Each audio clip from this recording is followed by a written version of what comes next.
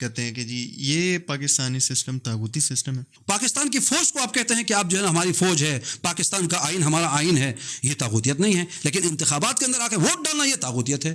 غیبت کے دور میں ہم یعنی کس سسٹم کی طرف جائیں؟ اس فکر کو جو ہے آپ کہہ سکتے ہیں متوسلہ یا موصلہ فکر جو ہے نا وہ، اس کے مقابلے میں جو ہے وہ ایک اور گروہ تاریخ کے اندر، تاریخ اسلام کے اندر وجود میں آیا، اور وہ تھا متوقفہ. اعوذ باللہ من الشیطان الرجیم، بسم اللہ الرحمن الرحیم. ناظرین اکرام، السلام علیکم ورحمۃ اللہ وبرکاتہ. دنیا کے اندر مختلف نظام پائے جاتے ہیں. دنیا کے اندر مختلف ریاست، مختلف ممالک کو چلانے کے لیے مختلف نظام اس ملک کو اقتصادی حوالے سے، معاشی حوالے سے، سیاسی حوالے سے چلانے کے لیے وہاں پہ پائے جاتے ہیں. دنیا کے اندر کیپٹلزم، سوشلزم، اس کے علاوہ جمہوریت، ڈکٹیٹرشپ، مختلف قسم کے نظام پائے جاتے ہیں جن کے بعض کچھ خصوصیات بھی ہیں، بعض کچھ نقائص بھی ہیں. کچھ دنیا کے ممالک میں کچھ نظام ایسے ہیں جو دنیا میں اس ملک کی عوام کو تمام بحرانوں سے نکال کے ترقی کی منازل کی طرف لے گئے. لیکن بعض نظام ایسے ہیں جو کہ کئی سال سے ان ممالک میں چلے آ رہے ہیں، لیکن پھر بھی وہ اپنی عوام کے یا اپنے جو لوگ اس ملک کے اندر پائے جاتے ہیں ان کے نجات دہندہ نہیں ہیں. آج ہم اسپیشلی پاکستان کے نظام کے حوالے سے گفتگو فرمائیں گے. آج الولایا میڈیا ٹیم نے خصوصی دعوت دی ہے استاد حوزہ حجت الاسلام المسلمین آغا عابد مہدوی صاحب کو. السلام علیکم ورحمۃ اللہ. وعلیکم السلام ورحمۃ اللہ. بہت شکریہ آغا جان، آپ نے اپنا قیمتی وقت ہمیں عنایت فرمایا. خواہش مکرم. جس موضوع کے حوالے سے ہم نے آپ کو زحمت دی ہے، آپ جانتے ہیں ابھی ریسنٹلی پاکستان میں انتخابات بھی ہوئے اور تھوڑا سا ماحول اس وقت سیاسی اور معاشی طور پہ بھی ذرا گرم ہے. بیسک سوالوں سے ہم شروع کرتے ہیں. پہلا سوال جو بنیادی طور پہ دینی حوالے سے بھی جو پوچھا جاتا ہے، آیا پاکستان کا نظام یہ اسلامی ہے یا طاغوتی ہے؟ اعوذ باللہ السمیع العلیم من الشیطان الرجیم، بسم اللہ الرحمن الرحیم. اما بعد، اللہم صل علی محمد وآل محمد. بہت شکریہ. اور یہ سوال واقعاً ان بنیادی سوالوں میں سے ایک سوال ہے جو اکثر و بیشتر پاکستان کے اندر یا حتیٰ پاکستان سے باہر بھی نوجوانوں کے ذہن میں یا ان کے ذہن میں جو ہے نا یہ سوال پیدا ہوتا ہے یا پیدا کیا جاتا ہے، جس کے ذریعے سے مختلف شبہات کا جو ہے نا وہ شکار ہو جاتے ہیں. بنیادی سوال یہ ہے کہ آیا پاکستان کا جو موجودہ نظام ہے وہ نظام آیا اسلامی اور دینی ہے یا طاغوتی ہے؟ دیکھیے، اس مقام پر جو ہے نا وہ اسلامی اور طاغوتی یہ اس طرح سے نہیں ہے کہ کوئی ایک نظام جو ہے وہ 100% طاغوتی ہو اور 100% اسلامی ہو، بلکہ ان دو کے درمیان بھی جو ہے بہت سارے درجات ہیں، منازل ہیں جو طے کرتے ہوئے جو ہے وہ نظام آگے بڑھتا ہے. بنیادی طور پر پاکستان کے اندر جو نظام ہے وہ دو طرح کے نظام ہیں. ایک نظام جسے ہم کہہ سکتے ہیں تھیوریکل سسٹم، اور دوسرا ہے پریکٹیکل سسٹم. ان دو نظاموں میں فرق کرنے کی ضرورت ہے. اگر آپ کو یاد ہو، ایک دفعہ جو ہے وہ استاد محترم علامہ راجہ ناصر عباس جعفری صاحب نے بھی پاکستان میں ایک انٹرویو میں کہا تھا کہ پاکستان کا نظام جو ہے وہ ولایت فقیہ کے نظام کے انتہائی قریب ہے. تو یہاں بھی بہت سے لوگوں کے ذہن میں یہ سوال بھی پیدا ہوا تھا، اعتراضات بھی کیے گئے تھے سوشل میڈیا پر کہ یہ آغا صاحب نے کیا کہہ دیا، یہ تو طاغوتی نظام ہے. تو در حقیقت پاکستان کے اندر جو ہے وہ دو قسم کے نظام ہیں. ایک نظام ہے تھیوریکل اور ایک ہے پریکٹیکل. جو نظری نظام ہے، جو ریٹن شکل میں ہمارے پاس پاکستان کے اندر موجود ہے، آئین کی شکل میں جو موجود ہے، اگر اس میں دیکھا جائے تو واضح طور پر لکھا گیا ہے کہ پاکستان کے اندر جو حاکم اعلیٰ ہوگا وہ اللہ سبحانہ و تعالیٰ کی ذات ہوگی. قرآن اور سنت کو سپریم قرار دیا گیا ہے، اس معنی میں کہ پاکستان کی پارلیمنٹ کے اندر کوئی ایسا قانون پاس نہیں ہو سکتا ہے، بے شک پاکستان کی پوری جمہوریت اس کی موافقت کیوں نہ کرے، جو قانون قرآن و سنت کے منافی ہو، عقل کے منافی ہو. تو ایسی صورت میں اصل حکومت تو قرآن و سنت کو حاصل ہو گئی، اور قرآن و سنت کی روشنی میں پارلیمنٹ قانون سازی کر سکتی ہے. اور اس حوالے سے اگر دیکھا جائے تو پاکستان کا جو تھیوریکل سسٹم ہے، نظام ہے سیاسی، وہ اس طرح سے ہے کہ جو چیز جو مضمون نافذ کرنا ہے معاشرے میں وہ اسلام ہے، مضمون حکومت اسلام ہے، لیکن جو ڈھانچہ ہوگا، جو نافذ کرنے والا ڈھانچہ ہوگا، وہ عوام کے منتخب نمائندوں کے ذریعے سے یہ نظام عوام کے اوپر نافذ کیا جائے گا۔ اس معنی میں کہ جبری طور پر اسلام ہو یا غیر اسلام ہو، لوگوں پر نافذ نہیں کیا جا سکتا ہے۔ ڈکٹیٹرشپ کے مقابلے میں جمہوریت ہے، اور مضمون کے حوالے سے طاغوتیت کے مقابلے میں اسلامیت ہے۔ یہ نظام تھیوریکل ہے، اگر اسی نظام کو جو نظری طور پر جو ریٹن شکل میں موجود ہے، اسی آئین کو اگر فعال کیا جائے، اسی کو اگر عملی کیا جائے، تو اس میں کوئی شک نہیں کہ یہ نظام ولایت فقیہ کے انتہائی قریب ہے۔ کچھ اختلافات ہو سکتے ہیں، کچھ تصحیح ہو سکتی ہے، لیکن قریب ترین نظام جو ہے نا وہ یہ نظام ہے۔ لیکن متاسفانہ پاکستان کے اندر جب سے پاکستان مہاراجہ وجود میں آیا، اس کے بعد سے لے کر آج تک 75 سالہ تاریخ میں اگر ہم دقت کریں تو وہاں سے پتہ چلتا ہے کہ پاکستان کے اندر کوئی جمہوریت نہیں ہے، جمہوریت نہیں ہے، بلکہ پاکستان میں عملی طور پر جو سسٹم اور نظام نافذ ہے وہ آمریت ہے، جو نہ کسی آئین کو مانتی ہے نہ کسی قانون کو مانتی ہے۔ اپنے آپ کو اور اپنے ذاتی مفادات کو، چاہے وہ کسی خاندان کے ہوں یا کسی گروہ کے ہوں یا کسی ادارے کے ہوں، ان ذاتی مفادات کو تمام مفادات اور مصلحتوں پر مقدم کیا جاتا ہے، حتیٰ جو ہے وہ ملک کے مفادات پر بھی مقدم کیا جاتا ہے۔ نتیجے کے طور پر پاکستان کے اندر جو ہے وہ جو نظام عملی طور پر رائج ہے وہ آمریت ہے، جسے آپ سادہ الفاظ میں فوجی آمریت کہہ سکتے ہیں۔ اور جو جمہوریت پاکستان میں موجود ہے، یا جو انتخابات بھی ہو رہے ہیں ظاہری طور پر جسے جمہوریت کہا جاتا ہے، اسے اگر ایک بزرگ عالم دین کے بقول کی یہ جو جمہوریت ہے وہ فوجی جمہوریت ہے، سادہ الفاظ میں، یعنی فوجی جمہوریت اس معنی میں کہ ظاہراً انتخابات ہو رہے ہیں، شکل اور صورت جمہوریت کی ہے، لیکن اندر جو ہے نا وہ کیا ہے، وہ آمریت ہے، ڈکٹیٹرشپ ہے، جس کی اسلام جو ہے وہ مذمت کرتا ہے اور نفی کرتا ہے۔ یعنی ایسے ہی ہے جیسے آپ جو ہے نا کسی کتے کو انسان کا لباس پہنا دیں، ایسے ہی ہے۔ ظاہراً انتخابات ہوتے ہیں لیکن اندرونی طور پر جو ہے سب کچھ ان کے ہاتھ میں ہوتا ہے۔ بس پاکستان کی عوام اس وقت 75 سالوں کے اندر جو ہے نا وہ آج تک فکری لحاظ سے بھی اور اپنے آراء کے اعتبار سے بھی خود مختار نہیں ہے۔ اسی وجہ سے علامہ راجہ نصر عباس جعفری صاحب جب اکثر و بیشتر اپنے خطبات میں یہ اس لفظ کا تکرار کرتے ہیں داخلی خود مختاری، تو اس سے مراد یہ ہے کہ پاکستان کی عوام اس وقت جو ہے مغلوب ہے، در حقیقت ان کی رائے کو ردی کی ٹوکری میں پھینک دیا جاتا ہے، اور بعض خاندانوں کی یا بعض جو ہے شخصیات یا بعض اداروں کی ذاتی رائے کو ان پر مقدم کیا جاتا ہے۔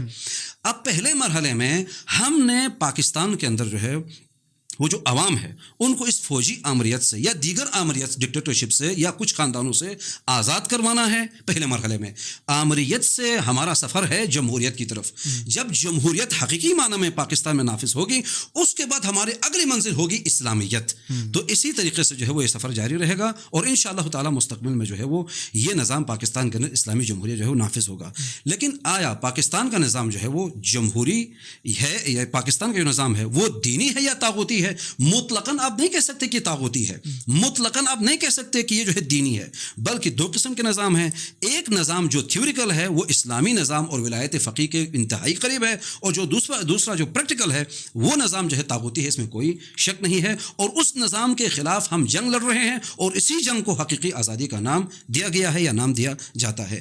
دوسرا نقطہ اس مقام پر جو ہے نا وہ یہ ہے کہ یہ جو طاغوتیت ہے نا، یہ جو لفظ ہے، یہ اس کو کہتے ہیں علمی اصطلاح میں مفہوم مشکک ہے، یہ مفہوم متواتی نہیں ہے۔ یہ موت کی طرح نہیں ہے کہ جسم سے روح جدا ہو گئی اس کو موت کہتے ہیں، چاہے وہ کسی جانور کی روح جدا ہو جائے یا کسی انسان کی، یا زید کی جدا ہو جائے یا بکر کی، سب مرنے میں برابر ہیں، مساوی ہیں، کوئی زیادہ مرتا ہے کوئی کم مرتا ہے، یہ نہیں ہوتا۔ بلکہ مفہوم مشکک ہے۔ مفہوم مشکک کیا ہے؟ جس کے مصادیق کے درجات اور مراتب ہیں، اس معنی میں جیسے نور ہے، اب دیکھیں یہ چراغ بھی نور ہے، موم بتی اگر جلائیں یہ بھی نور ہے، آسمان کا ستارہ بھی نور ہے، چاند بھی نور ہے، سورج بھی نور ہے، اور اللہ بھی نور ہے، لیکن ان مصادیق میں کتنا فرق ہے۔ اسی طریقے سے طاغوتیت اور اسلامیت یہ دو مفاہیم بھی کیا ہیں؟ مفاہیم مشکک ہیں، مفہوم متواتی نہیں ہے۔ کسی بھی حکومت میں اگر آپ دقت کریں تو تین چیزیں ہوتی ہیں بنیادی طور پر۔ ایک ڈھانچہ ہوتا ہے حکومت کا، جس نے حکومت کرنی ہے، حکومت نافذ کرنی ہے، جسے جو ہے قوہ مجریہ کہا جاتا ہے، جس نے ان قوانین کا اجرا کرنا ہے، ان کو نافذ کرنا ہے معاشرے کے اندر۔ اور دوسری چیز ہے جسے کہتے ہیں مضمون حکومت، محتوا حکومت جو چیز نافذ ہونی ہے معاشرے کے اندر، اسلامی جمہوریت کی تشریح جو امام خمینی نے، رہبر معظم نے اور دیگر آقایوں نے تشریح فرمائی ہے، ان کے بقول کی اسلامی جمہوریت سے مراد یہ ہے کہ جو محتوائے حکومت ہے وہ خود اسلام ہے، مضمون حکومت اسلام ہے، وہ قرآن و سنت ہے، قرآن و سنت سے باہر کوئی قانون پاس نہیں ہو سکتا ہے۔ اور جو ڈھانچہ ہے وہ دو طریقوں سے ہو سکتا ہے، ایک یہ کہ آپ ایک کمرے میں بیٹھ کے ڈھانچے بنائیں، لوگوں پہ نافذ کر دیں اور لوگوں کی جو ہے وہ مرضی ہی نہ ہو، زبردستی اکراہ کے ذریعے سے جو ہے وہ نافذ کروائیں۔ اور دوسری بات یہ نہیں، لوگوں کو آپ جبر نہیں کر سکتے، اکراہ نہیں کر سکتے، لوگوں کو آزاد چھوڑ دیں، وہ اپنی مرضی سے اسلامی حکومت کو قبول کریں اور اس کے اندر اسلامی ڈھانچے کو خود تشکیل دیں، خود اس کے اندر شریک ہوں لوگ، اور یہ ان کی تربیت کا ایک حصہ بھی ہے۔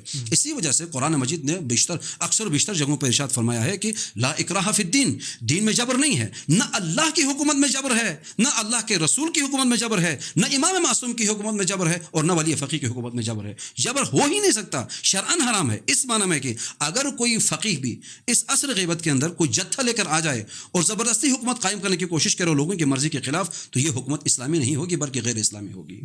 اسی طریقے سے حکومت طاغوتی اور یعنی اسلامی اور دینی کی طرف جو سفر ہے وہ آپ دیکھیں، اگر ایک حکومت ایسی ہے کہ جہاں پر جو ہے وہ ڈھانچہ عوامی ہے، ٹھیک ہے، لیکن مضمون حکومت بھی جو ہے عوامی ہے، اس معنی میں ڈھانچے کی حد تک تو یہ اسلام کے قریب ہے چونکہ ان سے لوگوں کی آزادی ہے، لیکن مضمون کے حوالے سے جو ہے نا وہ طاغوتی ہو جائے گی۔ اب اس کے مقابلے میں ایک ایسی حکومت ہے کہ جہاں پر ڈھانچہ بھی عوامی ہے، مضمون بھی عوامی ہے، ٹھیک ہے، وہ حکومت جو ہے اور ایک ایسی حکومت کی جہاں پر جو ہے وہ کیا نام دیتے ہیں، مضمون جو ہے لوگوں کا ہے اور ڈھانچہ جو ہے وہ ایک ڈکٹیٹرشپ ہے، آمریت ہے، جتھا لے کر آ کے قبضہ کیا ہے، جیسے طالبان کی حکومت ہے، جتھا لے کے اسلحے کے زور پہ آ کے قبضہ کیا ہے، قابض حکومت ہے، اور اپنی آراء کو لوگوں پر جو ہے وہ زبردستی قبول کرواتے ہیں، مسلط کرتے ہیں ڈنڈے کے زور پر جو ہے، جیسے تاریخ میں بھی بہت سو کی بیعت جو ہے زبردستی لی گئی ہے، لیکن ائمہ اہل بیت علیہم السلام کی اب دیکھو، مولائے کائنات کی بیعت زبردستی نہیں لی گئی، اور وہ جو کہتے ہیں نا کہ مولا کائنات نے تلوار کیوں نہیں اٹھائی، تلوار اٹھا ہی نہیں سکتے تھے، جب لوگ نہیں چاہتے تو آپ کیوں تلوار اٹھائیں گے؟ مثال کے طور پر جب لوگوں نے یہ محسوس کیا کہ اب علی کے بغیر اس مسئلے کا حل نہیں ہو سکتا، لوگ خود آئے، لولا حضور الحاضر وقیام الحجہ بوجود الناصر، اس نقطے کی طرف اشارہ ہے۔ اسی طرح سے ڈکٹیٹرشپ بھی ہے اور مضمون اسلامی بھی نہیں ہے، یہ طاغوت کا اعلیٰ ترین مصداق ہے۔ ایک ایسی حکومت کہ جہاں پر مضمون اسلامی ہے لیکن ڈکٹیٹرشپ ہے، یہ بھی طاغوت ہے، یہ بھی طاغوت ہے۔ لیکن ایسی حکومت کی جہاں پر جمہوریت ہے، جمہور آزاد ہے، اپنی مرضی سے ہے، لیکن مضمون اسلامی نہیں ہے، یہ بھی ایک جیسے طاغوت ہے، ایک جیسے اسلامی ہے۔ لیکن ایک ایسی حکومت کی جہاں پر اذن شرعی کے ساتھ حاکم شرع بھی اسلامی ہو اور لوگ بھی آزاد ہوں اور مضمون حکومت بھی اگر اسلام اور قرآن و سنت ہو، یہ جو ہے نا وہ اسلامی حکومت کا اعلیٰ ترین مصداق ہے، جسے جمہوریت اسلامی کہا جاتا ہے۔ اس معنی میں کہ آمریت اور ڈکٹیٹرشپ کو اسلام کے اندر کسی جہد سے کوئی گنجائش نہیں ہے، اور امام خمینی اکثر و بیشتر اپنے خطابات کے اندر بھی اور اسی طریقے سے اپنی کتابوں کے اندر بھی آمریت کی شدید الفاظ میں مذمت کرتے ہیں، آمریت کی۔ اور ایران کے اندر بھی جو شاہ تھا وہ آمر تھا، ڈکٹیٹر تھا، اسی وجہ سے جو ہے نا وہ اسلام اس کی جو ہے مذمت کرتا ہے اور نفی کرتا ہے۔ جیسے کہ یعنی تمام علماء اور تمام جتنے بھی اسلامک اسکالرز ہیں وہ کہتے ہیں یعنی پاکستان کا آئین جو ہے وہ حقیقی یعنی طور پہ اسلامی ہے۔ تو اگر یعنی مختصراً آپ سے پوچھوں گا کہ پاکستان کے آئین کے انڈر جو ہے وہ سود کا سسٹم بھی ہے، ٹرانسجینڈر ایکٹ بھی ابھی آپ کو یاد ہوگا پچھلی حکومت میں یہ ایکٹ منظور ہوا، اس کے علاوہ یعنی تھوڑے سے جو آج کل جدید مسئلہ مسائل ایل جی بی ٹی کا ہو گیا یا ہم جنس پرستی کا، اس حوالے سے بھی کچھ قوانین کے اوپر ایون بحث کی گئی اور ان کے بل بھی لائے گئے، یا ابھی ریسنٹلی آپ دیکھ سکتے ہیں کہ ایک عدت پہ نکاح کا کیس ایک سیاسی رہنما کے حوالے سے ہوا۔ تو آئین پاکستان کی چھتری کے نیچے یہ کام ہو رہے ہیں، تو یہ کیسے ہم کہہ سکتے ہیں کہ ایک طرف ہم کہتے ہیں یہ بالکل خالصتاً اسلامی ہے، دوسری جہت میں اسی کے انڈر ایسی چیزیں ہو رہی ہیں؟ ہاں دیکھیں، پھر وہی بات ہو گئی نا، ایک جو ہے نا وہ آئین ہے نظری طور پر اور ایک پریکٹیکل میں یہ ہو رہا ہے، یہ دو الگ الگ چیزیں ہیں۔ ہم یہ کہتے ہیں کہ پاکستان کا آئین اس وقت جو ہے نا صرف کتاب کی حد تک ہے، وہ نافذ نہیں ہے، اور ہماری جدوجہد پاکستان کے اندر جو سیاسی ہے وہ اس آئین کی بالادستی کے لیے ہے۔ پاکستان کے اندر آئین کے نام پر ظاہر سی بات ہے جن لوگوں کے ہاتھ میں حکومت آتی ہے وہ جو ہے نا وہ اشرار ہیں، ظاہر سی بات ہے، وہ پھر اس آئین کے اندر تبدیلی ترمیم لے کے آتے ہیں اپنی مرضی کے مطابق، یا جن کی یہ غلامی کرتے ہیں ان کی مرضی کے مطابق یہاں پر تبدیلی آتی ہے پاکستان کی عوام کی مرضی کے خلاف۔ تبدیلیاں لے کے آتے ہیں، اس میں کوئی شک نہیں ہے، لیکن جو آئین کے اندر بھی جو اصل آئین ہے، جس کو کہتے ہیں کہ مرکز اور محور ہے، جسے جو ہے وہ پہلا اصل جو آئین کے اندر لکھا گیا جسے کہا جا سکتا ہے، اور جس پر کسی کو کوئی اختلاف ہی نہیں ہے، وہ کیا ہے؟ وہ یہ ہے کہ قرآن و سنت سپریم ہے، اللہ کی حکومت ہے، اور حکومت اعلیٰ مقتدر اعلیٰ اللہ ہے، اور اس کے بعد قرآن و سنت سپریم ہے۔ اب اس کے علاوہ کوئی بھی قانون سازی اگر پاکستان کے پارلیمنٹ کے اندر ہو یا کوئی بھی سرگرمی پارلیمنٹ سے باہر ہو، اگر قرآن و سنت کے خلاف ہو، چاہے وہ سود کا سسٹم ہے، چاہے وہ نکاح کا سسٹم ہے، یا دیگر جو ٹرانسجنڈر کا جو ایکٹ کا مسئلہ ہے، یہ اگر قرآن و سنت کے متنافی ہیں تو نہ یہ قانون پاس ہو سکتا ہے اس آئین کی روشنی میں، اور نہ اس پر عمل کیا جا سکتا ہے پاکستان کے اندر۔ لیکن چونکہ بعض لوگ اور بعض ادارے اور بعض شخصیات کے ذاتی مفادات کی خاطر آئین کے ساتھ کھیلا جاتا ہے، اور یہ در حقیقت جو ہے وہ آئین کے ساتھ مذاق ہے، اور ہماری جدوجہد جو ہے نا وہ یہ ہے کہ آئین کو اپنے حقیقی معنی میں نافذ کیا جانا چاہیے پاکستان کے اندر۔ ہمارے پاس پوری دنیا کے اندر جتنے بھی اسلامی ممالک ہیں یا جہاں مسلمان اکثریت میں پائے جاتے ہیں، مختلف قسم کے نظام ہیں۔ ایران کے اندر اسلامی نظامی سسٹم، اچھا پاکستان کے اندر ڈیموکریسی، لبنان کے اندر، سیریا کے اندر، مختلف ممالک کے اندر مختلف نظام۔ آیا غیبت کے دور میں، جی یہ یعنی ایز اے شیعہ سوال آپ سے کر رہا ہوں کہ غیبت کے دور میں ہم یعنی کس سسٹم کی طرف جائیں؟ غیبت کے دور میں سیاسی طاقت حاصل کرنا، حکومت حاصل کرنا، یا پاور حاصل کرنا، آیا یہ جائز ہے یا مطلقاً حرام ہے، یا اس کے اندر بیچ میں کچھ چیزوں کا استثناء ہے؟ دیکھیں، اس حوالے سے جو ہے نا وہ خود حکومت کے اندر جو ہے وہ حصہ رکھنا یا حکومت اسلامی قیام کرنا کو عمل میں لانا، یا خود سیاسی طاقت کا جو حصول ہے، اگر اس حوالے سے دیکھا جائے تو تاریخ تشیع کے اندر جو ہے طول تاریخ میں دو قسم کے جو ہے نا وہ فرقے یا دو قسم کے نظریات وجود میں آئے، اور مختلف ادوار میں مختلف انداز میں جو ہے وہ سامنے آئے۔ حکومت کے حوالے سے دراصل جو ہے نا وہ ایک نظریہ جو ہے وہ بنیادی طور پر یہ تھا کہ حکومت جو ہے وہ اللہ کی ہے، لیکن اللہ کے بنائے ہوئے جو اللہ کے خلق کردہ جو نمائندے ہیں یا بندے ہیں، وہی اللہ کی حکومت کے نمائندگی کے طور پر، خلافت کے طور پر معاشرے پر نافذ کریں گے، اور یہ سلسلہ چلتا رہے گا جب تک جو ہے وہ دنیا قائم ہے، یہ سلسلہ چلتا رہے گا، یہ رک نہیں سکتا۔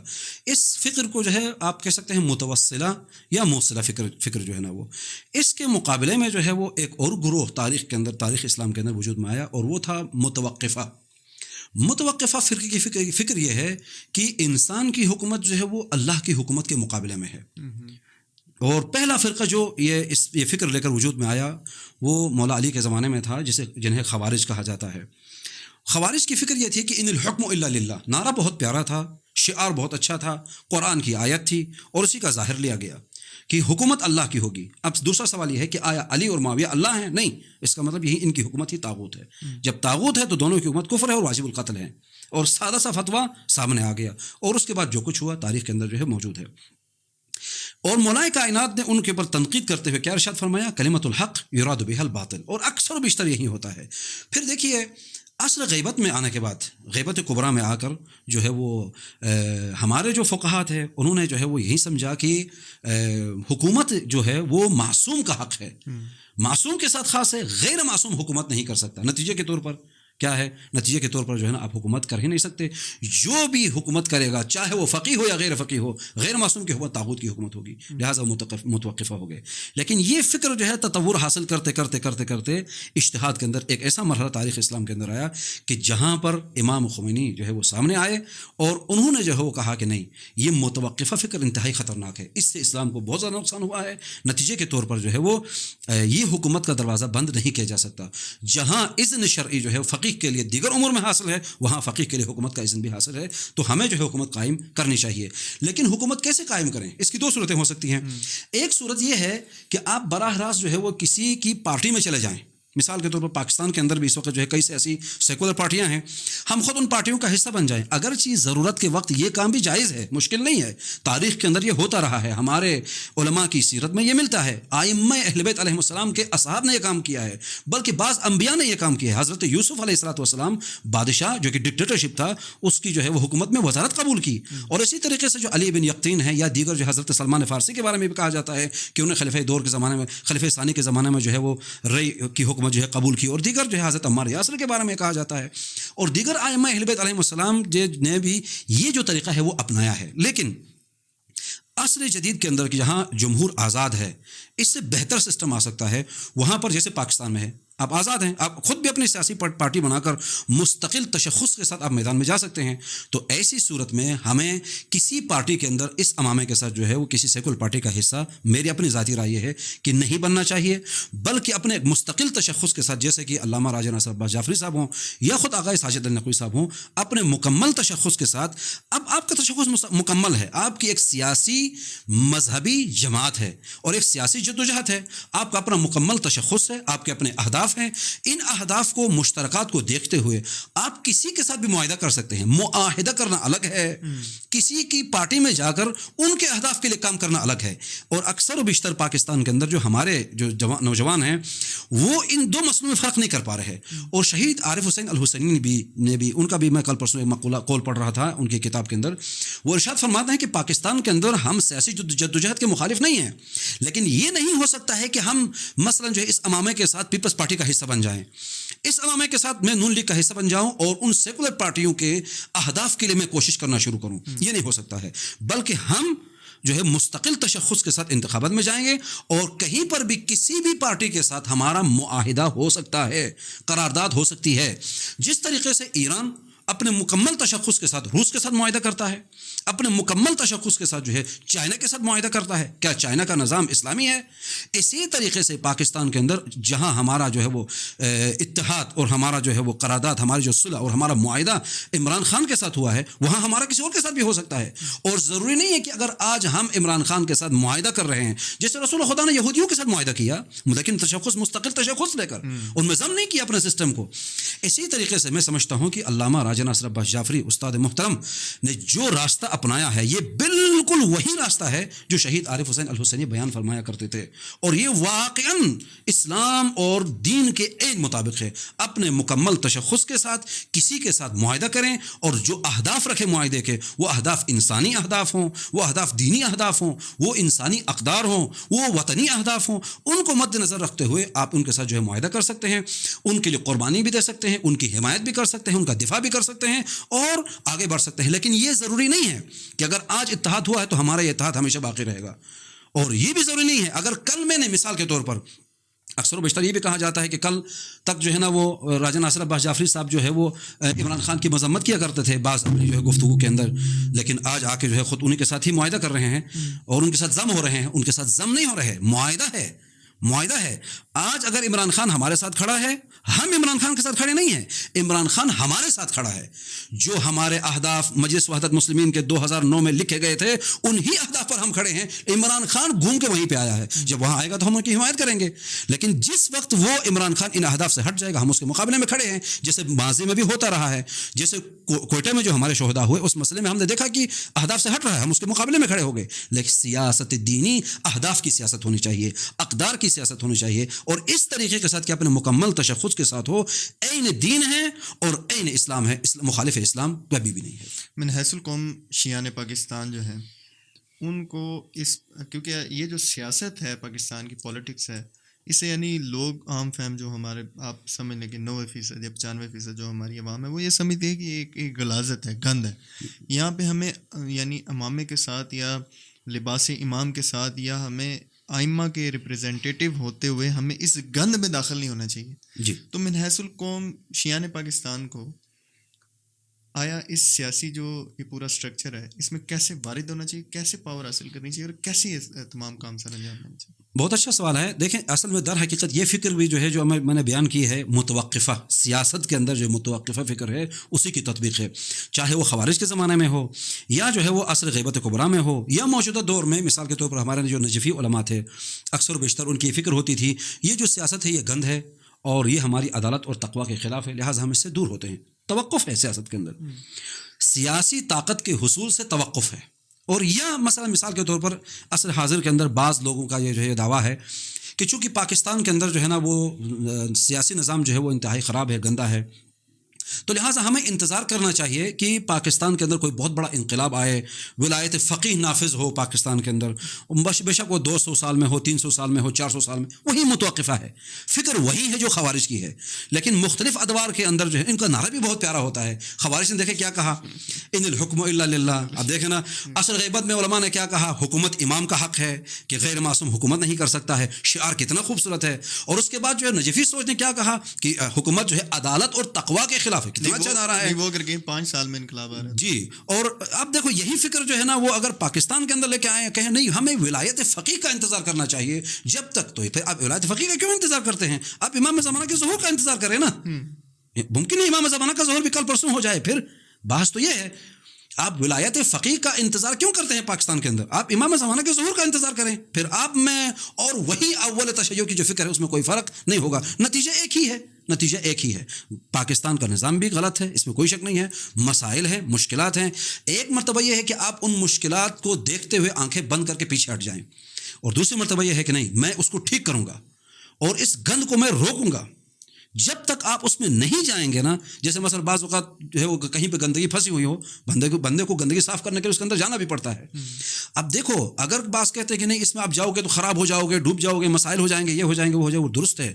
اگر اس سیاست کے اندر ہم ایک عالم دین جو متقی پرہیزگار جس کی ایک تربیت ہوئی ہے 25 سال 30 سال حوزے کے اندر اور دنیا کے حالات سے آگاہ ہے، اگر وہ اس سیاسی مسئلے کو حل نہیں کر سکتا ہے تو کیا یہ سیاستدان حل کر سکتے ہیں؟ پھر ان کا بھی حق نہیں بنتا، پھر سیاست کا دروازہ ہی بند کر دے مکمل طور پہ، ان کے لیے کھلی چھٹی ہے، ہمارے لیے نہیں۔ دین کا دشمن سیاست کر سکتا ہے پاکستان کے اندر، دین کا دشمن، پاکستان کا دشمن سیاست کر سکتا ہے، کھل کے کر سکتا ہے، اس کے لیے کوئی پابندی نہیں ہے۔ تشیع کا دشمن کھل کے سیاست کر سکتا ہے، اور تشیع کے خلاف تشیع کا راستہ روکنے کے لیے، انقلاب اسلامی ایران کا راستہ روکنے کے لیے وہ قانون سازی بھی کرتا ہے اور عملی طور پر اقدامات بھی کرتا ہے، اور خود حکومت پاکستان کا فنڈ استعمال ہوتا ہے اس میں، چونکہ وہ خود آگے آ جاتے ہیں، جیسے کہ پچھلا یہ بل، جی بل کے حوالے سے یہ سارے واضح ہیں، یعنی بدیہیات ہیں۔ اب ایسے میں آیا ہم ان کا راستہ روک سکتے ہیں؟ ایک عملی طور پر پریکٹیکل طور پر روک سکتے ہیں یا نہیں سکتے، ایک الگ مسئلہ ہے۔ روکنا چاہیے یا نہیں چاہیے؟ اگر روکنا چاہیے تو پھر ہماری شرعی ذمہ داری بنتی ہے، جتنی ہم کوشش کر سکتے ہیں ان کا راستہ روکنے کے لیے وہ ہماری شرعی ذمہ داری ہے، ہمارے اوپر واجب ہے کہ ہم ان کا راستہ روکیں، ہم ان کو میدان کھلا نہیں چھوڑ سکتے۔ تو لہٰذا اگر سیاست کرنا مولوی کا حق نہیں ہے تو غیر مولوی کا بدرجہ اولا حق نہیں ہے، اگر ان کا حق ہے تو پھر ان کا راستہ روکنا پھر ہمارا حق ہے۔ بالکل۔ ہم ایک ورڈ بہت زیادہ سنتے ہیں، طاغوت، جی آپ تو بہت زیادہ سنتے ہوں گے، تو بعض جو ہے وہ ہمارے دوستان بالخصوص ہمارے اہل تشیع جوان یا بزرگان کہتے ہیں کہ جی یہ پاکستانی سسٹم طاغوتی سسٹم ہے، لہٰذا اس کے اندر جو ہے اس پولیٹیکل تمام جو انجینئرنگ ہے یا پولیٹیکل سارا سسٹم ہے انتخابات کا یا سیاسی پارٹی بنانے کا، بالکل حرام ہے، کیونکہ سسٹم طاغوتی ہے، اور طاغوتی سسٹم میں رہنا اس کے اندر یعنی فیسلیٹیٹر بننا، اس کا سہولت کار بننا، یہ بھی حرام ہے، لہٰذا اس کے اندر سیاسی جماعت بنانا بھی حرام ہے، انتخابات میں حصہ لینا بھی حرام ہے۔ اس حوالے سے آپ کیا ارشاد فرمائیں؟ یہ واقعی یہ مشہور معروف جو ہے نا، یہ سوال نہیں ہے، در حقیقت یہ شبہ ہے جو جوانوں کے ذہن میں جو ہے وہ ایجاد کیا جاتا ہے۔ پہلی بات یہ ہے، دیکھیں کوئی بھی مسئلہ جو ہے نا وہ طاغوت یا غیر طاغوت، ان دو کے درمیان بنیادی فرق کیا ہے، وہ مرکزی نقطہ کیا ہے کہ جہاں پر ایک سسٹم طاغوتی بن جاتا ہے اور ایک سسٹم جو ہے وہ شرعی بن جاتا ہے، وہ ہے اذن شرعی، وہ ہے اذن شرعی، یعنی حاکم شرع کی اگر اجازت ہو تو وہ ان اسلام ہے، اگر اجازت نہ ہو تو وہ طاغوت ہے، یہی ہے نا فرق، یہی ہے۔ اب آپ دیکھیے ائمہ اہل بیت علیہم السلام کے زمانے میں جو اذن شرعی حاکم شرع تھا وہ کون تھا؟ وہ تو امام تھے، امام حاکم شرع ہیں۔ اب غیبت امام زمانہ میں حاکم شرع کون ہے جس کو یہ اذن شرعی ملا ہے؟ وہ ہمارے فقہاء اور مجتہدین اور مراجع اعظام ہیں، جن کو زمانے کے امام نے ہمارے اوپر حجت شرعی قرار دیا ہے، ان کی بات ہمارے لیے حجت ہے۔ اب دیکھیے پاکستان کے حوالے سے ہو یا دیگر ممالک کے حوالے سے ہو، ہمارے جو فقہاء اور مراجع ہیں وہ دو گروہوں میں تقسیم ہیں، بعض نے اس انتخابات میں حصہ لینے کو واجب مشروط قرار دیا ہے اور بعض نے جائز مطلق قرار دیا ہے، دو گروہ ہیں۔ جواز پر دونوں کا اجماع ہے، سب مجتہدین کا اجماع ہے، مراجع تقلید کا اجماع ہے کہ انتخابات کے اندر حصہ لینا جائز ہے، یعنی گویا مرجع تقلید کی طرف سے، تمام مراجع تقلید کی طرف سے جو امام زمانہ کی طرف سے ہمارے اوپر حجت ہے، اور ان کی طرف سے یہ اذن موجود ہے, یہ اجازت موجود ہے. جواز کا مطلب اجازت ہے, چاہے سسٹم جیسا بھی ہو. جب اذن شرعی آ گیا پھر یہاں پر طاغوت اور غیر طاغوت کی بات کرنے کا مطلب ہی نہیں بنتا ہے. پہلا سوال یہ. دوسرا سوال یہاں پر یہ بنتا ہے کہ اب جب آپ فتویٰ دے رہے ہیں, کوئی بھی عالم, زید, عمر, بکر, کوئی بھی ہو سکتا ہے, میں بھی ہو سکتا ہوں, پاکستان کے اندر اپنا ایک سیاسی تجزیہ کیا, ایک تحلیل کرنے کے نتیجے میں آخر میں جا کے کہتا ہوں پاکستان کے اندر سیاسی نظام میں صرف انتخابات میں حصہ لینا حرام ہے شرعاً. درست ہے, حرام ہے, مان لی آپ کی بات. میں اس شخصیت سے, اس ہستی سے صرف یہ سوال پوچھوں گا, دن میں تو پتہ نہیں چلتا چونکہ لوگ آتے ہیں, ہاتھ چومتے ہیں, پروٹوکول ہوتا ہے, رات کی تاریکی میں جب آپ تنہا ہوں تو اپنے پروردگار کے سامنے بینک و بین اللہ یہ سوال اپنے آپ سے پوچھیں, یہ فتویٰ دینے کا حق شرعاً آپ کو حاصل تھا یا نہیں تھا؟ یہ سوال پوچھیں, اپنے آپ سے پوچھیں, آپ کو اذن شرعی ہے کہ نہیں ہے. اگر تو فتویٰ دینے کا, افتاء کا اذن شرعی آپ کے پاس اگر ہے تو پھر تو ٹھیک ہے, بے شک آپ فقہا کی مخالفت کریں, مسئلہ نہیں, آپ کی رائے قابل احترام ہے. اگر آپ کو اذن شرعی حاصل نہیں ہے, آپ اس پورے پروسیس سے گزرے ہی نہیں ہے جہاں سے ایک مرجع تقلید گزرتا ہے اور مرجع تقلید بن جاتا ہے, آپ درمیان سے واپس آ گئے ہیں اور آپ کو یہ اذن شرعی حاصل نہیں ہے, آپ مرجع تقلید نہیں ہیں, آپ نے بحث خارج پڑھایا ہی نہیں ہے, تو اس کا مطلب کیا ہے؟ آپ نے حاکم شرع کا حق غصب کیا ہے, آپ خود طاغوت ہیں. طاغوت یہ نہیں ہوتا کہ صرف سیاست میں آ کے انتخابات میں حصہ لے, طاغوت ہر مقام اور موقع کے حساب سے ہوتا ہے. قضاوت کا حق زمانے غیبت میں امام زمان نے صرف اور صرف مرجع تقلید کو دیا ہے, حق افتاء صرف مرجع تقلید کا ہے, اور اسی طریقے سے حکومت اسلامی کا قیام بھی مرجع تقلید کا ہے. اگر میں اٹھ کے اگر خود اپنی طرف سے فتویٰ دینا شروع کروں اور لوگوں کو اپنی طرف بلاؤں گا تو مجھ میں اور دیگر طاغوتوں میں کوئی فرق نہیں ہوگا, چاہے وہ طاغوت امامے کے ساتھ ہو یا بغیر امامے کے ہو. طاغوت کوئی نام نہیں ہے, طاغوت کوئی داڑھی بغیر آ جائے تو وہ طاغوت ہے, داڑھی کے ساتھ آئے تو اسلام ہے, یہ نہیں ہے. فکر کا نام طاغوت ہے. اگر آپ کو یہ حق حاصل نہیں ہے اور آپ اگر فتویٰ دے رہے ہیں اس مسئلے پر یا دیگر مسائل میں آپ اپنا فتویٰ پیش کر رہے ہیں, ناقل فتویٰ نہیں ہے, تو ایسی صورت میں یا تو آپ کو حق اذن شرعی حاصل ہے یا اذن شرعی حاصل نہیں ہے. اگر اذن شرعی حاصل نہیں ہے تو آپ غاصب ہیں, آپ کا حساب و کتاب, آپ کا حشر و نشر وہی غاصبین حق ائمہ کے ساتھ ہی ہوگا. یہ بلا جھجک جو میں کہہ رہا ہوں یہاں پر, لہٰذا یہ نصیحت ہے میری طرف سے ان افراد کے لیے جو اپنا فتویٰ بنا کر پیش کرتے ہیں, اور ان سے گزارش بھی ہے کہ آپ اس طرح سے نہ کریں, مراجع تقلید کے مقابلے پر نہ آئیں. دیکھیے پاکستان کا جو نظام ہے اس کے اندر حصہ لینے کے حوالے سے لوگ ہم سے سوال پوچھتے ہیں, ہمارے اوپر اعتراض کیا جاتا ہے کہ آپ لوگ کیوں حصہ لے رہے ہیں. سوال ان سے ہونا چاہیے, بھائی ہم تو مراجع تقلید کے فتویٰ پر عمل کرتے ہیں, ہمارا فعل مراجع کے فتویٰ کے مطابق ہے. وہ جو حرام سمجھتے ہیں سوال ان سے ہونا چاہیے, نہ ہم سے ہونا چاہیے کہ آپ حرام کیوں سمجھتے ہیں. لہٰذا عجیب بات یہ ہے کہ سوال ہم سے پوچھا جاتا ہے, اعتراض ہمارے اوپر کیا جاتا ہے. ہم تو مراجع کے فتویٰ پر عمل کر رہے ہیں, ہمارے اوپر اعتراض در حقیقت مراجع کے اوپر اعتراض ہے, لیکن اعتراض ان کے اوپر ہونا چاہیے, لیکن ہم ان کے اوپر اعتراض کوئی کرتا نہیں ہے. پاکستان کے اندر دو مذہبی شیعہ سیاسی جماعتوں نے حصہ لیا, دونوں نے اچھی پرفارمنس لی, اور وارد بھی ہونا چاہیے انتخابات میں, جیسے آپ کی گفتگو سے بھی ہے, مراجع کا بھی جو فتاویٰ ہیں ان سے یہ ہے کہ ہمیں اس پریکٹیکل پولیٹکس میں حصہ لینا چاہیے, اور ہم نے لیا بھی. ہماری دو شیعہ تنظیموں نے الحمدللہ دونوں نے اچھی طرح پارٹیسپیٹ کیا, اور ایک تنظیم نے تو الحمدللہ مجلس وحدت المسلمین نے ایک بہت اچھی پرفارمنس بھی دی جی. اور اس وقت اگر یہ دیکھا جائے کہ ملکی جتنا بھی سیاسی منظرنامہ ہے, اگر آپ دیکھیں کہ میڈیا کے اندر یا جتنے بھی سیاسی لیڈران ہیں یا جتنے بھی اینکرز ہیں, تجزیہ نگار ہیں, سب کی نگاہوں میں, سب کی زبانوں میں, سب کے اذہان میں ایک ہی چیز ہے, اور وہ شیعہ سیاسی جماعت ہے جو کہ اپنے امامے اور اپنی سیاسی اور مذہبی تشخص کے ساتھ وارد ہوئی. تو اس حوالے سے آپ یہ جو شیعہ تنظیموں کی جو کارکردگی ہے, اس حوالے سے آپ کیا فرمانا چاہیں گے کہ کیسا رہا پاکستان کے اندر؟ دیکھیں یہ جو ہمارا جو تجربہ رہا گزشتہ سالوں کے اندر, اس میں بالخصوص جو ہے نا وہ اپنے استاد محترم علامہ راجہ ناصر عباس جعفری کو خراج تحسین پیش کرنا چاہوں گا کہ ان کی جو سیاست شروع سے رہی ہے ایک تو مذہبی اور انسانی اور اخلاق کے دائرے میں رہی ہے, اور اس طرح سے کہ میرٹ کو مقدم کیا گیا ہے, اور اس کے اندر جو ہے وہ اور جو سیاسی پالیسی بنائی گئی ہے وہ صرف پاکستان ہی کو دیکھ کر نہیں بلکہ دنیا کے جو ہے وہ سیاسی صورتحال کو دیکھتے ہوئے اور نظام ولایت فقیہ کے جو اہداف ہیں اور ان کا جو طریقہ کار ہے، ان کی جو پالیسی ہے، اس کو دیکھتے ہوئے پاکستان کے اندر یہ جو ہے وہ نظام منظم کیا گیا ہے اور یہ سسٹم بنایا گیا ہے۔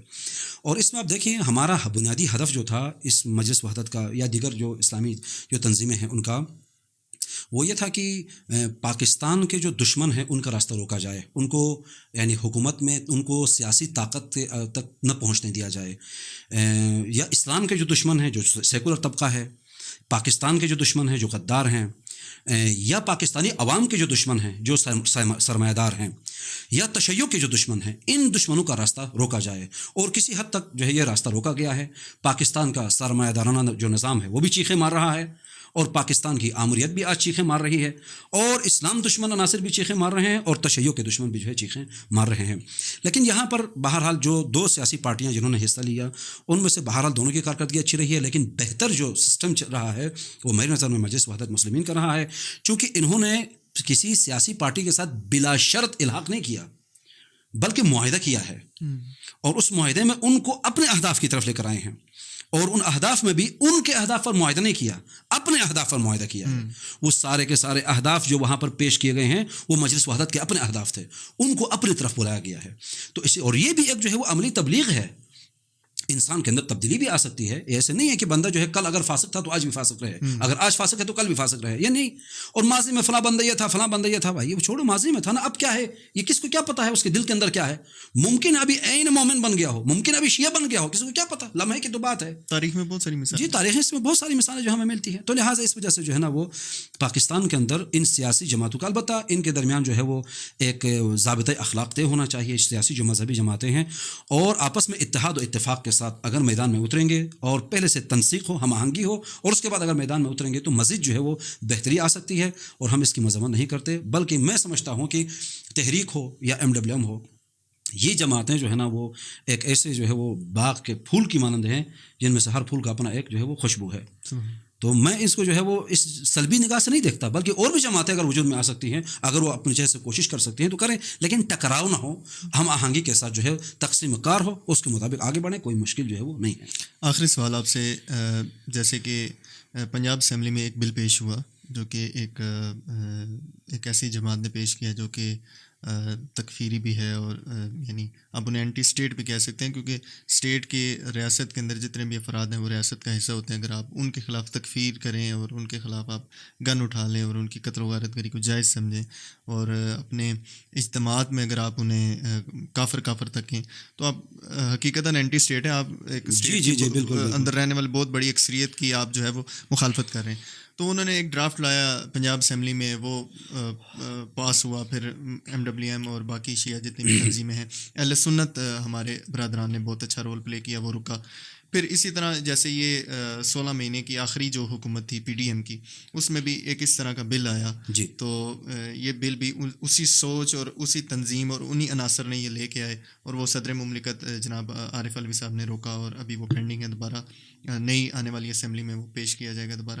تو اس وقت مجلس اور مجلس وحدت المسلمین اور پاکستان تحریک انصاف کا جو الحاق ہے، اور پورا پاکستان کے پوری دنیا کی نظر اس پہ ہے، تو اس الحاق کے مد مقابل وہی سوچ آ گئی ہے، جی، اور وہ سوشل میڈیا کے ذریعے اور یعنی اپنے واٹس ایپ گروپس اور ٹویٹر اور ان جتنے بھی سوشل میڈیا کے پلیٹ فارمز ہیں، اس کے ذریعے وہ عام فہم جو جوان ہیں، جو ایک یعنی وہ سوچ جس نے یعنی آپ دیکھیں پارا چنار کے اندر اس تکفیریت کو ختم کر دیا تھا، بالکل، اور ان ساری چیزوں کو ختم کر دیا، شیعہ سنی بھائی بھائی کے نعرے صدا شہر میں لگے، اور بالکل ایک لسانیت اور قومیت اور یہ مذہبی منافرت سے دور ہو کے پاکستانی قوم نے ایک پلیٹ فارم پہ ووٹ دیا۔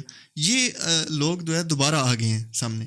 تو میں آپ سے یہ آخری یہ گزارش چاہتا ہوں کہ ایک تو یہ جو ان کا پروپیگنڈا ہے، ایک تو انہیں جواب، دوسرا یہ جو عام فہم لوگوں کے ذہن میں یہ چیزیں ڈال رہے ہیں، جی، عام فہم جوانوں کے حوالے سے بھی آپ کیا کہنا چاہیے؟ دیکھیں یہ جو آپ نے بہت اچھا سوال پوچھا، یہ جو طاغوتیت والا مسئلہ ہے نا اور تکفیریت والا، یہ دونوں ایک دوسرے کے بالکل جو ہے نا قریب ہیں۔ تکفیر دو مقام پر جو ہے نا یہ لفظ استعمال کیا جاتا ہے، اور اکثر و بیشتر ہمارے جو کم فہم جو سادہ فہم جو لوگ ہیں یا جوان ہیں جن کو جو ہے دین کے حوالے سے زیادہ اطلاع نہیں ہے، وہ ان دو مقامات میں فرق نہیں کر پاتے، جس کی وجہ سے جو ہے بہت سے تناقضات کے شکار ہو جاتے ہیں اور مسائل کے شکار ہو جاتے ہیں۔ دیکھیں، ایک تکفیر ہوتی ہے علم کلام کے اندر جسے تکفیر عقائدی کہا جاتا ہے۔ چونکہ علم کلام باب المعرفہ ہے، وہاں پر معرفت کی بات ہوتی ہے، حقیقت کی طلب ہوتی ہے، آپ حقیقت تک پہنچنا چاہتے ہیں۔ اس حقیقت کو مد نظر رکھتے ہوئے ایک جزئی سے جزئی مسئلے میں بھی کسی کی تکفیر آپ کر سکتے ہیں کلامی اعتبار سے، لیکن ضروری نہیں ہے کہ جو کلامی اعتبار سے کافر ہو وہ فقہی اعتبار سے بھی کافر ہو۔ یہ ایک عام ترین نقطہ ہے جس کے ذریعے سے جو ہے بہت سارے مسائل کو آپ حل کر سکتے ہیں، اور اگر ان دو مقامات کے درمیان اگر فرق نہ ہو پھر بہت سے تناقضات بلکہ بعض اوقات جو ہے وہ بہت بڑی مصیبت بھی آ سکتی ہے۔ اور خاص طور پر جو داعش ہے اور یا جو سلفی ہیں یا دیگر جو تکفیری ہیں اہل سنت کے اندر، وہ ان دو مقامات میں نہیں فرق کرتے، وہ کلام اعتقادی بحث اور فقہی بحث کو مزج کرتے ہیں اور اسی کا حکم لگا کے کہ یہ چونکہ یہ مسئلہ جو ہے وہ کفر کا سبب بنتا ہے، ولو ایک جزئی در جزئی در جزئی ایک چھوٹا سے چھوٹا مسئلہ ہو، اس کے اندر چونکہ کفر کا سبب ہے ان کی نظر میں، بس یہ کافر مطلق ہے اس میں، اور مثلا جو ہے کافر حربی میں کوئی فرق نہیں ہے، جس طرح وہ واجب القتل ہے یہ بھی واجب القتل ہے، بلکہ بعض اوقات ان کو جو ہے وہ کہا جاتا ہے یہ زیادہ جو ہے برا کافر ہے۔ یہ دو مقامات میں فرق نہ کرنے کی وجہ سے ہے۔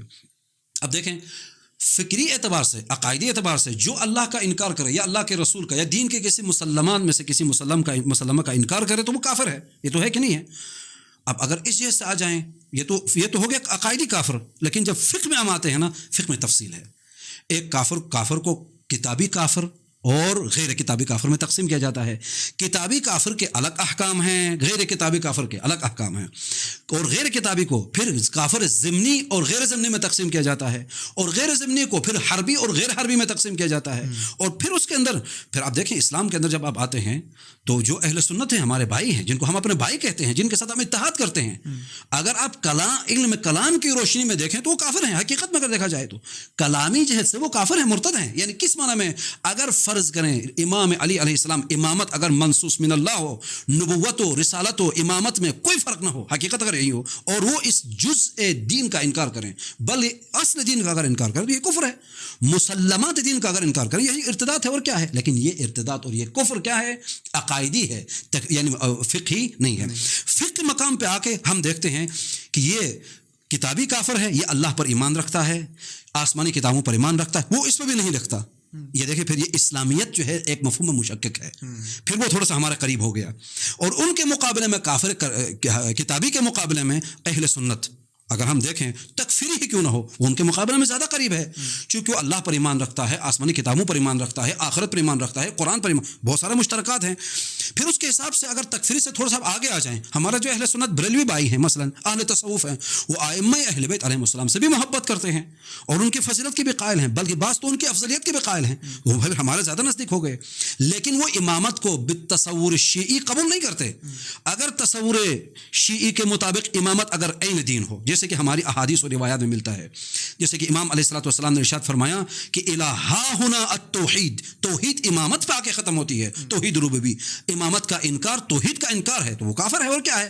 لیکن مقام عمل میں آپ اہل سنت کے ساتھ اتحاد کے قائل ہیں، لیکن کفار کے ساتت یہود و نصارہ کے مقابلے میں آپ کھڑے ہیں، تو یہ کیوں؟ پھر اسی طریقے سے نظام سیاسی بھی اسی طریقے سے اس کے درجات ہیں۔ نظام اسلام کے قریب سے قریب تر بھی ہو سکتا ہے، اسلام سے دور تر بھی ہو سکتا ہے، لہٰذا اس کی قربت اور دوری کو دیکھتے ہوئے اس کے ساتھ معاملہ کیا جا سکتا ہے، یہ شرک نہیں ہے۔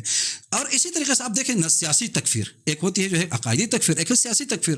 سیاسی تکفیر سب سے پہلے خوارج نے کی ہے، حکم یہی تھا ان الحکم الا للہ، اللہ کی حکومت ہے، اس کے علاوہ جو ہے نا کیا ہے؟ یہ طاغوت ہے، کافر ہے، بس بات ختم ہو گئی۔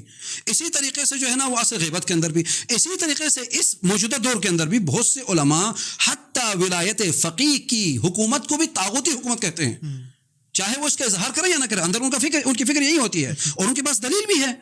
کل رایت رفعت فی عصر الغیبہ قبل قیام القائم فہی رایت الطاغوت، یہ حدیث میں ملتا ہے۔ اب اس قسم کے حدیث بھی ان کے پاس تو موجود نہیں ہے جو جمہوریت کے بارے میں بات کرتے ہیں، لیکن یہاں پر تو یہ موجود ہے. تو ایسے میں جو ہے وہ تکفیر سیاسی سے ہمیں اجتناب کرنا چاہیے. وہ ایک فکری اعتبار سے در مقام اعتقاد و افکار تنقیح معرفت اگر آپ ایک نظام کو جو ہے طاغوتی قرار دیتے ہیں وہ درست ہے، لیکن در مقام عمل میں آ کر یہاں پر پالیسی بنانے کی ضرورت ہوتی ہے. یہاں مصالح اور مفاسد کو دیکھا جاتا ہے فقہ کے اندر، اور اسی حساب سے کس سے اتحاد کرنا ہے، کس سے نہیں کرنا، کس سے معاہدہ کرنا ہے، کس کے ساتھ ضم ہونا ہے، کس کے ساتھ ضم نہیں ہونا، یہ ایک الگ فیصلہ ہے اور یہ ایک فقہی مسئلہ ہے. یہ مسئلہ جو ہے علم فقہ کے اندر حل ہوگا، علم کلام کے اندر حل نہیں ہوگا. اور یہ جو لوگ سادہ کر کے جو فتویٰ لگا دیتے ہیں کہ طاغوتی نظام ہے پس اس میں شمولیت جو ہے وہ کفر ہے اور ان کے خلاف قیام واجب ہے، ایک تو یہ کہ انتہائی خطرناک ہے اور دوسرا یہ شرعاً بھی جائز نہیں ہے. آپ دونوں کے درمیان جو ہے غلط کر رہے ہیں. آپ اسی منہج پہ چلتے ہیں جس منہج پہ خوارج چلے تھے، آپ اسی منہج پہ چل رہے ہیں جس منہج پہ سلفی اور اسی طرح سے داعش وغیرہ چلتی ہے. اسی وجہ سے آپ جو ہے اگر آپ تکفیر کرتے بھی ہیں، مثال کے طور پر اگر طاغوتی نظام ہے، اگر پاکستان میں نظام طاغوتی ہے تو کیا صرف انتخابات طاغوتی ہیں؟ سوال. تعلیمی نظام طاغوتی نہیں ہے، فوج طاغوتی نہیں ہے، پولیس طاغوتی نہیں ہے، دیگر جو ہے نا وہ سرکاری ادارے طاغوتی نہیں ہیں. پھر تو اپنے تمام ماننے والوں کو کہو کہ ان تمام اداروں کے اندر ڈپٹی کرنا حرام ہے، وہاں سے استعفیٰ دے کے فارغ ہو جاؤ. پھر یہ کرو نا. اگر فوج کے اندر جا سکتے ہو وہ طاغوتی ہے لیکن وہاں نوکری جائز ہے، وہاں نوکری جائز ہے، یہاں تو آزادی میں آپ رائے دے رہے ہیں نا. اور اسی طریقے سے فوج کا جو جنرل ہوتا ہے وہ اس کا اپنا جو ہے حاکم ہوتا ہے جس کی وہ بات مانتا ہے، جس کو عملی طور پر وہ امام مانتا ہے وہ فوجی جنرل ہوتا ہے یا فوج کا چیف آف آرمی اسٹاف ہوتا ہے. فوجی کے لیے فوج کا چیف آف آرمی اسٹاف حاکم ہوتا ہے، جو حکم دیتا ہے اسی پہ یسر کر کے عمل کرتا ہے. اب اگر اس کے لیے اس کی حکومت قبول کرنا طاغوتیت نہیں ہے، پولیس کے لیے اپنے آفیسر کی حکومت قبول کرنا طاغوتیت نہیں ہے، دیگر اداروں کے اندر اپنے بڑے کی بات ماننا طاغوتیت نہیں ہے، تو انتخابات میں حصہ لینا کیسے طاغوتیت ہو سکتی ہے؟ آپ خود جو ہے وہ کورٹ کے اندر جاتے ہیں اپنے مسئلے لے کر. آپ خود جب مسئلہ ہوتا ہے پاکستان کی پولیس بلاتے ہیں کہ ہماری حفاظت کریں، پاکستان کی فوج کو آپ کہتے ہیں کہ آپ جو ہے نا ہماری فوج ہے، پاکستان کا آئین ہمارا آئین ہے اور ہم نے اس کو پیپر دستخط نہیں کیا لیکن ہم اسے مانتے ہیں. اور آپ پاکستان کے جو ہے وہ چیف آف آرمی اسٹاف کی تعریفیں کرتے ہیں اور قصیدے پڑھتے ہیں. یہ طاغوتیت نہیں ہے، لیکن انتخابات کے اندر آ کے ووٹ ڈالنا یہ طاغوتیت ہے. نہیں معلوم شاید انہوں نے جمہوریت کو جو ہے نا وہ ایک اتنا یعنی قبیح امر بنا کے پیش کیا گیا ہے، جس طرح سے شراب پینا ایک فعل قبیح نہیں ہوتا، جو جیسے جھوٹ بولنا خود ایک بری بات ہے نا، جھوٹ بولنا یا جو ہے شراب پینا زنا ایک بری بات ہے، خود چاہے حکم شرع آئے یا نہ آئے ایک بری بات ہے، فطرت انسانی سے قبول نہیں کرتی ہے. اسی طریقے سے جو ہے زنا، اسی طریقے سے جھوٹ، اسی طریقے سے ظلم، یعنی جو خود فی حد ذاتی اپنی ذات میں ہی قبیح اور بری چیز ہے، جیسے گالیاں دینا، سب کو ختم کرنا خود بری چیز ہے، لہٰذا حرام ہے. اسی طریقے سے جمہوریت کو بھی بنا دیا گیا ہے. یعنی ایسے سمجھ رہے ہیں یہ لوگ کہ جمہوریت بھی مثلاً جو ہے وہ زنا کی طرح قبیح ترین چیز ہے خود ہی، جبکہ جمہوریت اگر ایسی قبیح چیز ہوتی خود بخود اپنی ذات میں ہی، جھوٹ بولنے میں اور جمہوریت میں اگر کوئی فرق نہ ہوتا، فقہا جواز کا حکم نہ دیتے، حرمت کا حکم دیتے یا جواز کو مشروط کر دیتے. جیسے جھوٹ بولنا بعض اوقات اس شرط کے ساتھ جائز ہے نا، وہاں جواز مشروط ہے چونکہ فعل خود قبیح ہے. اگر جمہوریت فعل خود قبیح ہوتا، کتے کے گوشت کھانے کی طرح ہوتا تو جواز مشروط ہوتا، جبکہ ایسا نہیں ہے. اگر آپ پھر بھی دعویٰ کرتے ہیں کہ جمہوریت حرام ہے، کتا اور خنزیر کے گوشت کھانے کی طرح ہے، پھر آپ دلیل لے کے آئیں. اصل تو جواز ہے، حرمت محتاج دلیل ہے، قرآن و سنت سے آپ دلیل صریح لے کر آئیں. یہ تجزیہ و تحلیلیں جو آپ کرتے ہیں عقلی طور پر، یہ اپنی جیب میں رکھیں، ان کا اسلام سے کوئی تعلق نہیں ہے. اسلام ثابت ہوتا ہے قرآن و سنت سے. قرآن و سنت میں اگر یہ موضوع موجود ہے، اس کا حکم اگر موجود ہے، پھر آپ ذکر کریں. نہیں ہے، اصل جواز ہے، بات ختم ہو گئی. یعنی یہ باتیں آپ کو سمجھ میں آ رہی ہیں لیکن مراجع تقلید کو سمجھ میں نہیں آ رہی. یہ جو طاغوت آپ نے سمجھا ہے، مراجع تقلید نے نہیں سمجھا. یعنی عجیب بات ہے واقعی. اپنے آپ کو یعنی اپنے زمانے کے مراجع عظام اور حتیٰ ولی فقیہ جسے حاکم شرع وہ خود کہتے ہیں ولی فقیہ ہے، حاکم شرع ہیں، رہبر معظم جائز کرا دیتے ہیں، بلکہ واجب مشروط کرا دیتے ہیں، واجب کرا دیتے ہیں اور وہ حرام کرا دیتے ہیں. یہاں پر میں جو ہے نا وہ ایک نقطہ بہر اگر ٹائم بھی ختم ہو رہا ہے مختصر طور پر ذکر کروں گا. آپ دیکھیں یہاں پر جو ہے نا وہ دھوکہ دیا جاتا ہے جوانوں کے ساتھ، یہ فراڈ ہے. اذا فسد العالم فسد العالم. اس وجہ سے اس جہت سے اپنے آپ کو جو ہے نا وہ ولی فقیہ کا نمائندہ اور فرزند انقلاب مثال کے طور پر جو ہے نا وہ، یا نمائندہ ولی فقیہ یا افکار خمینی کا مفسر مثال کے طور پر کہہ رہے ہیں. میرا سوال ہے، امام خمینی نے اپنی کتابوں کے اندر ایک اصطلاح جو کثرت سے استعمال کی ہے وہ جمہوری اسلامی، نہ ایک لفظ زیادہ نہ ایک لفظ کم. آج تک آپ نے اپنے ماننے والوں کے سامنے، اپنے شاگردوں کے سامنے اس اصطلاح کا تعارف کروایا ہے؟ سوال یہ ہے، ان 30 سال 40 سالوں میں جب سے آپ نے تبلیغ شروع کی ہے اور آج تک اس جمہوریہ اسلامی کا یہ جو لفظ آپ نے استعمال کیا ہے، اس کی جو ہے وہ تشریح کی ہے کہ اسے کیا مراد ہے امام خمینی جب بیان کرتے ہیں؟ رہبر تو ہر اور اسی طریقے سے رہبر معظم بھی اپنے تمام تر تقاریر کے اندر جس نقطے پہ زور دیتے ہیں وہ ہے جمہوریت جمہوریت جمہوریت. آپ نے کبھی رہبر معظم کے جو افکار کے مفسر اور ان کے جو ہے فرزند انقلاب ہونے کا دعویٰ کرواتے ہیں یا کرتے ہیں؟ آج تک آپ نے اپنے شاگردوں کو یہ جو اصطلاح ہے جمہوریہ اسلامی، اس کو کھول کے بیان کیا ہے؟ اس سے کیا مراد ہے؟ یا اس کو چھپایا ہے، تدلیس کی ہے؟ کیوں کی ہے؟ اگر تو آپ کی فکر امام خمینی اور فکر رہبر معظم، فکر جوادی عاملی اور فکر مصباح ازدی کے اگر مخالف ہے، آپ کھل کے سامنے آئیں، کھل کے سامنے آئیں، کہیں کہ یہ آغایون یہ کہتے ہیں، میں یہ کہتا ہوں، ان کے مقابلے پہ میری رائے ہے. پھر اس کا مطلب آپ پھر مفسر افکار امام خمینی نہیں ہیں، پھر آپ مفسر افکار رہبر معظم نہیں ہیں، آپ رہبر کے مقابلے میں ہیں، عرض میں ہیں، طول میں نہیں ہیں. اگر آپ دعویٰ کرتے ہیں کہ نہیں میں رہبر و امام خمینی کے طول میں ہوں، تو جو اصطلاح امام خمینی کی کتابیں جس سے بری پڑی ہیں، آج تک کتنی دفعہ آپ نے جمہوریہ اسلامی کا یہ اصطلاح جو ہے نا، یہ لفظ استعمال کیا ہے اور اس کی تشریح کی ہے اور اس کو کھولا ہے اپنے شاگردوں کے سامنے. باقی موضوعات پہ تو آپ 3 گھنٹے بولتے ہیں، لیکن اس موضوع پہ آپ نے آج تک کتنے گھنٹے بولا ہے؟ ایک. دوسری بات یہ کہ جب بھی آپ نے یہ جو جمہوریت کا لفظ استعمال کیا ہے اور اسلامی جمہوریہ کہہ کر آپ نے اس لفظ پر تنقید کی ہے یا اس کی تعریف کی ہے، اور جیسے میں تو جو ویڈیو کلپ میں نے سنا جس کے اندر جو ہے وہ آغا صاحب ارشاد فرما رہے تھے کہ بعض لوگوں نے اسلامی جمہوریت نکالی ہے، بعض لوگوں نے جو ہے اسلام کو قرآن سے نکالنے کی، وہ تو ایسے نکالی ہو کہ طنز کر رہے تھے آگے. یعنی آپ یہ طنز کس پہ کر رہے ہیں؟ آپ کھل کے بات کیوں نہیں کرتے کہ امام خمینی نے کہا ہے اور رہبر معظم نے کہا ہے، میں نے کہا ہے، آپ نے کہا ہے؟ یہ کس نے کہا ہے؟ یہ امام خمینی نے کہا ہے، یہ رہبر معظم نے کہا ہے، یہ آغا جوادی عاملی اپنی کتابوں کے اندر استعمال کرتے ہیں اسلامی جمہوریہ، جمہوریہ اسلامی.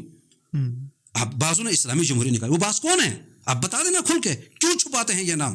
کیوں کتمان سے کام لیتے ہیں؟ کیوں تقیے سے کام لیتے ہیں؟ کھل کے سامنے آ جائیں تاکہ واضح ہو. پھر معلوم ہو جائے گا کہ آیا آپ افکار امام خمینی کے مفسر ہیں، فرزند انقلاب ہیں یا نہیں ہیں، یا آپ اپنے جو ہے انقلاب کے جو ہے متلاشی ہیں. تو لہٰذا یہ جو ہے نا وہ باتیں نہ کریں، اور اس سے جو ہے نا وہ مزید انارکی پھیلے گی، مزید مسائل پیدا ہوں گے پاکستان کے اندر، اور جوان گمراہ ہو جائیں گے، اور ان سب کی وہ گمراہی کے ذمہ دار آپ ہوں گے. آپ سے پوچھا جائے گا، ان سے نہیں. وہ بیچارے نادان ہیں، جاہل ہیں، انہیں نہیں پتہ. وہ سمجھتے ہیں کہ شاید بس یہ 2 جمع 2 4 کی طرح، جیسے داعش اس وجہ سے کامیاب ہو جاتی ہے، ان کے افکار سادہ ہیں، وہ ڈیپتھ میں نہیں جاتے. خوارج اس وجہ سے لوگوں کو اپنی طرف جلب کرنے میں کامیاب ہو گئے. نہ علی نہ معاویہ، کیوں؟ ان الحکم الا للہ، نعرہ اچھا ہے. اور اسی طریقے سے آج بھی پاکستان کے اندر جو انتخابات میں شرکت کے جو مخالف ہے، ان کا نعرہ یہی ہے، ولایت فقیہ اچھا نعرہ ہے، کلمۃ الحق یراد بہا الباطل کرتے ہیں. کلمۃ الحق کے تشریح اپنی کرتے ہیں اور تطبیق اپنی کرتے ہیں، جس کے نتیجے میں ہمارے نوجوان جو ہے وہ گمراہ ہو جاتے ہیں. الولاء میڈیا ٹیم کی جانب سے آپ کا انتہائی ممنون و مشکور ہے کہ آپ نے اپنا قیمتی وقت عنایت فرمایا، اور انشاءاللہ مزید آپ کو اسی طرح کے کرنٹ افیئرز یا جو مبتلا بے مسائل ہیں معاشرے کے اندر، اس کے حوالے سے انشاءاللہ آپ کو زحمت دیتے رہیں گے. بہت شکریہ آپ کا. ناظرین اکرام، ہم انشاءاللہ اسی طرح کے موضوعات جو مبتلا بے ہیں، جو سوسائٹی میں جن کی بات بہت زیادہ ہے، الولاء میڈیا ٹیم کی جانب سے آپ کے خدمت میں پیش کرتے رہیں گے. آپ کے تعاون کا بہت شکریہ. السلام علیکم ورحمۃ اللہ وبرکاتہ.